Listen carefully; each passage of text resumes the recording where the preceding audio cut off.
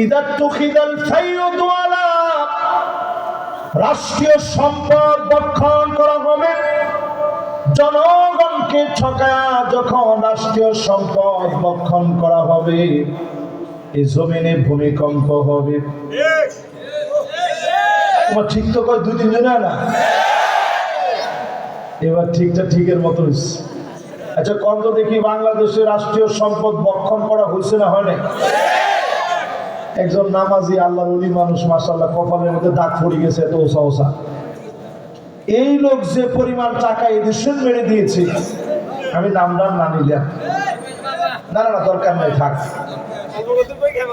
একজনে যে পরিমাণ টাকা মেরে দিছে, যদি ৩৩৭ বছর লাগায় প্রত্যেক দিন যদি ভাত খাওয়া বন্ধ করে 2 কেজি করে 1000 টাকার নোট খায়, তাহলে ৩৩৭ বছর লাগবে ওনার টাকাগুলা ঘিরা খেতে।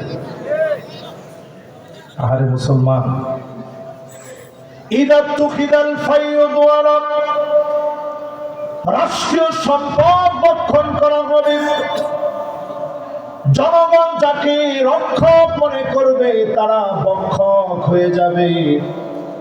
জনগণের সম্পদ গুলা তারা গিলে গিলে খাবে। আমার নেতা হযরত ওমরের দিকে তাকায় দেখে পেটের ভিতরে ছুরি ঢুকিয়ে দিয়েছে আবু লুলু আল মাজুসি। ফজরের নামাজের সময় অগ্নি পূজারী দুরাচারী ছুরি দিয়ে আঘাত করেছে, খাবার গুলা বের হয়ে যাচ্ছে। নামাজ শেষে তিনি বললেন, আমার ভাইয়েরা আমার একটু তুলে ধরো। সবাই মিলে উঠে ধরলেন। হযরত ওমর ছিলেন আমার নেতা, দাঁড়ায় তিনি বক্তব্য দিলেন, মান কানাত মিন কিবালি মাযলামা, কারো উপরে যদি আমি তিল পরিমাণ জুলুম করি, ফালইয়াকতাসু মিন্নি ক্বাবলা আল কিসাস ইয়াউমাল কিয়ামাহ, আল্লাহর আদালতে চুল চেরা যেদিন জবাব দিতে হবে, সেই জবাবের আগে আমি ওমরের কাছ থেকে তোমরা প্রতিশোধ নিয়ে নাও।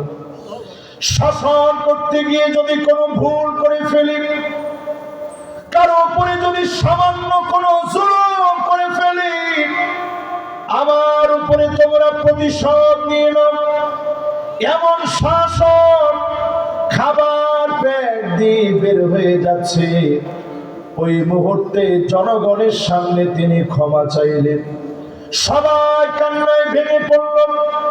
আপনি 1 টাকা কোনোদিন বেশি নেন নাই, রাষ্ট্রের টাকা আপনি ভক্ষণ করেন নাই, রাষ্ট্রকে আপনি ঠকান নাই, আপনি আমাদের উপরে কোনো জুলুম করেন নাই। রাষ্ট্রীয় জুলুমের কারণে জনগণের উপরে যিনি শাস্তি দেন তিনি কে? কারণ জনগণ এই লোকগুলারে ক্ষমতার আসনে পাঠায়। ঠিকটা একটু ঠিকের মতো কম। তাহলে এবার বলেন, 1 নাম্বার যে কারণে আযাব আসার, সেটা আমাদের মধ্যে এখন আছে না নাই? শুধরে যান, আযাব উঠে যাবে। ভূমিকম্প নিয়ে আপনি রিখটার স্কেলে কত মাত্রা উঠতেছে বারবার গুনতেছেন, বারবার মানুষের বোঝাচ্ছেন যে একটু থামেন, বিল্ডিং যেইভাবে করেন। গোটা জাতির এখন প্রয়োজন গণহারে তাওবা করা, অন্য কোন রাস্তায় বাঁচার কোনো উপায়